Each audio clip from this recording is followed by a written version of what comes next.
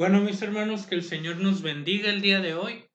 Es un gozo poder estar con ustedes, es un gozo poder compartir con ustedes lo que el Señor está haciendo en nuestra vida, en nuestra iglesia. Y el día de hoy vamos a continuar hablando sobre el pasaje, ¿verdad? Perdón, sobre la temática, ¿verdad? De tener esa relación con el Maestro, esa relación con el Señor, ¿verdad? Hemos estado hablando sobre dos discípulos en semanas anteriores y esta semana vamos a hacer una pequeña reflexión sobre lo que el Señor ha hecho, lo que el Señor hizo en la vida del apóstol Tomás, ¿verdad? Aquel discípulo incrédulo, aquel hombre que tomó la decisión de no confiar en el Señor después de haber ido a la cruz y vemos un caso, ¿no? Un caso específico, el momento en el que el Señor habla, ¿no? A la vida de Tomás después de haber resucitado.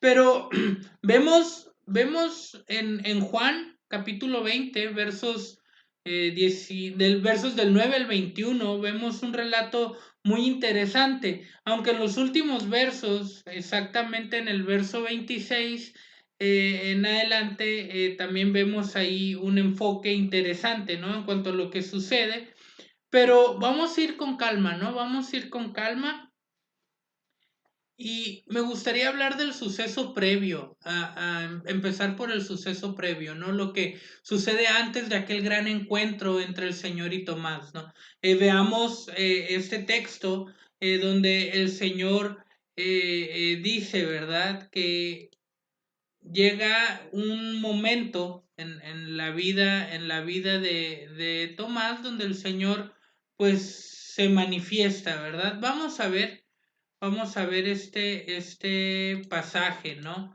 Si vemos aquí en la vida de Tomás, vemos el pasaje, ¿no? Y encontramos que al atardecer de aquel primer día de la semana, estando reunidos los discípulos a la puerta cerrada por temor a los judíos, ojo, tenían la puerta cerrada por temor a los judíos.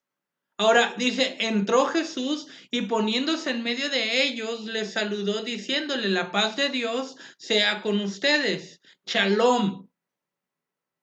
Dicho esto, les mostró las manos y el costado. Al ver el Señor, los discípulos se alegraron. Y cómo no, ¿verdad? ¿Cómo no alegrarse después de que ellos estaban tristes, después de que ellos pensaban, ¿verdad? Que esa relación con su maestro había terminado, que esa relación con Dios quedaba pausada o por lo menos en una incógnita.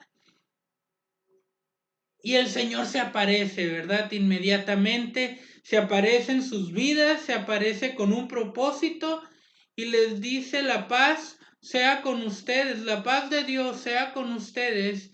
Y después de mostrarles a ellos sus manos, su costado, dice la Biblia que otra vez les dice Shalom, la paz de Dios sea con ustedes, pero también les dice, como el Padre me envió a mí, así también yo los envío a ustedes. Y pues obviamente podemos preguntarnos a qué los envió el Señor, ¿verdad? Bueno, simple y sencillamente, mis hermanos, sabemos que el Señor nos envía a llevar testimonio de que Él es un Dios vivo, de que Él es un Dios de poder y que es un Dios que está hoy en día entre nosotros, ¿verdad? Entonces, veamos ese pasaje, analicemos ese pasaje, porque note usted que estos hombres tenían gran necesidad, ¿eh? Ellos acababan de perder a su maestro, acababan de perder esa relación con su maestro. Ahora, veamos también en el pasaje que el Señor saluda con un saludo muy común entre los judíos, pero saluda de una manera muy oportuna también para el momento. Y les dice, ustedes están turbados, ustedes están agobiados, frustrados, temerosos de lo que habrá de pasar, pero la paz de Dios esté con ustedes. Y dice el texto que Tomás, al que apodaban el gemelo, el Dídimo, también dice el Dínimo en otra versión, vamos a verlo ahorita. Este hombre, dice el texto, vamos a ver aquí mismo, perdón, en Juan, vamos a ver, aquí está. Dice, pero Tomás, uno de los 12, llamado el Dídimo, no estaba con ellos cuando Jesús se presentó. Así que ellos le dijeron, pues los otros discípulos tomaron la decisión de decirle, ¿no? Hemos visto al Señor.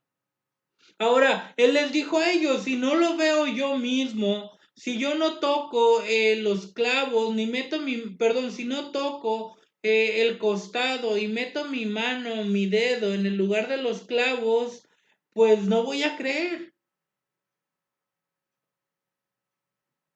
Imaginemos un poco la situación de este hombre, ¿verdad? Imaginemos un poco la situación de Tomás, un hombre que sin duda alguna estaba pasando por un gran dolor.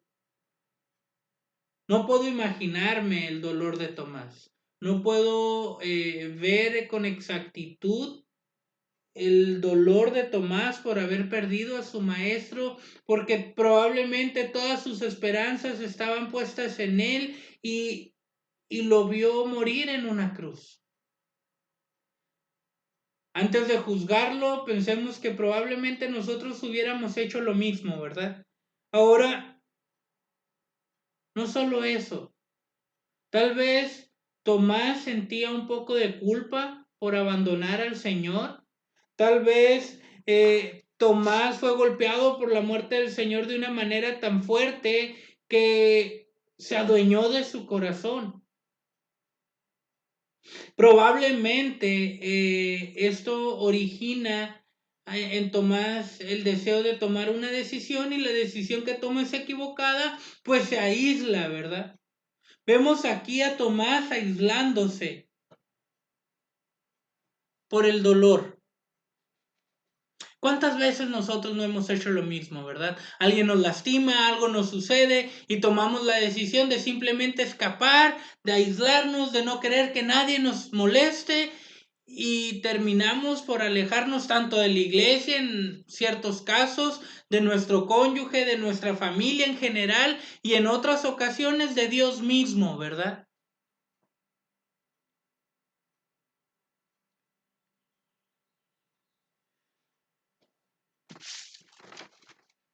Tal vez por el dolor Tal vez por el dolor Tomás no comprendió las palabras que el Señor le había dicho durante su caminar. Tal vez Tomás se olvidó de estas palabras, tal vez no tanto que no las comprendiera, sino que simplemente a causa del coraje, a causa de la tristeza, se olvidó de ellas, ¿verdad? El Señor Jesús ya les había dicho en alguna ocasión, aquí en el mundo tendrán muchas pruebas y tristezas, pero anímense porque yo he venido al mundo y lo he vencido.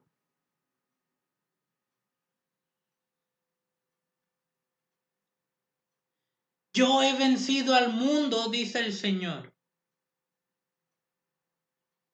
Lamento decirle algo, mis hermanos. Tal vez usted estaba esperando otra afirmación de mi parte, pero la realidad, y creo que todos la hemos vivido, la realidad en Cristo, la realidad en la vida secular, la realidad de la vida del ser humano en general, no siempre es placer. También trae dolor. Este combo, ¿no? Al que llamamos vida, dentro del combo viene también una vida llena de placer, sí, en ocasiones, pero también de dolor en otras ocasiones, de felicidad, sí, pero también viene desdicha, alegría, amén, viene alegría, pero también vienen tristezas dentro de la vida, triunfos, fracasos, derrotas, victorias, empates en algunas ocasiones, pero tenemos que asimilar la vida de una manera muy real y ver que la realidad es así, simple y sencillamente, ¿no? Sin embargo, lamentablemente, en muchos casos, en la mayoría de las ocasiones, nosotros, en lugar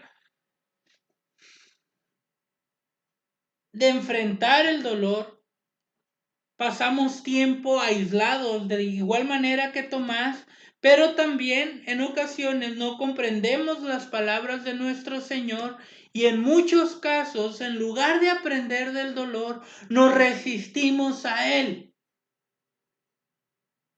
Claro ejemplo es cuando algo nos sucede, inmediatamente decimos, no puede ser, ¿por qué a mí?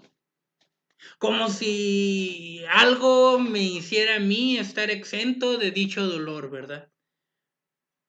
Como si yo fuera tan bueno y bondadoso para no merecer tal dolor. La realidad es que el dolor, la tristeza, la amargura también llega tanto a buenos como a malos.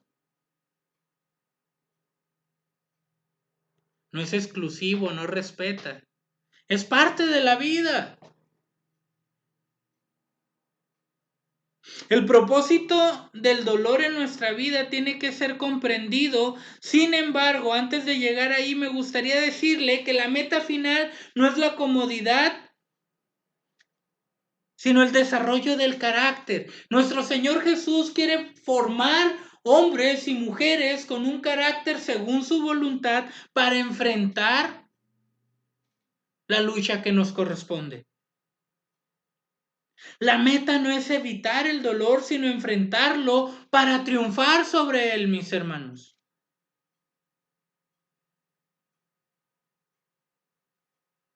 El propósito del dolor.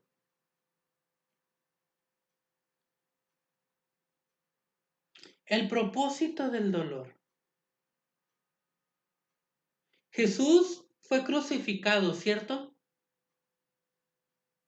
Y dice la Biblia que en ese momento el sol se oscureció y hubo gran tinieblas hasta la tercera tarde. Y dice, según la Biblia, que todo parecía tragedia y todo parecía oscuridad.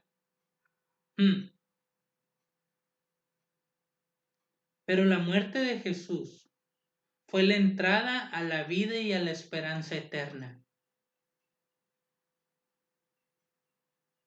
Si usted es mamá, puede comprender el dolor de parto, ¿verdad? Un momento muy difícil por testimonios que he escuchado. Sé que es uno de los dolores más grandes en la vida. Sé que hay personas, hay mujeres que no pueden ni siquiera soportar el dolor de un parto.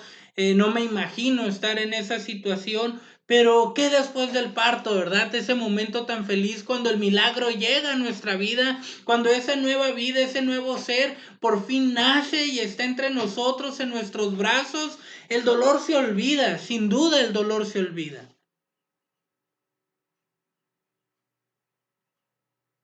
El sufrimiento de Tomás es como ese dolor de partos, pero tiene una finalidad y es la antesala para la llegada del milagro que Dios quiere hacer en nosotros. Ahora, en este proceso, hermanos, si yo miro al mundo como una salida, me voy a angustiar todavía más, porque el mundo está peor en algunas ocasiones. Pero si me miro a mí mismo como una solución, muy probablemente me deprima porque pase el tiempo frustrado tratando de buscar salidas y no encontrarlas. Sin embargo, la Biblia dice que si vamos a Dios y llevamos nuestra carga y llevamos nuestros problemas y los dejamos delante de Él, Él nos hará descansar. Venid a mí, dice la Biblia, todos los que están cansados y agobiados, que yo os haré descansar.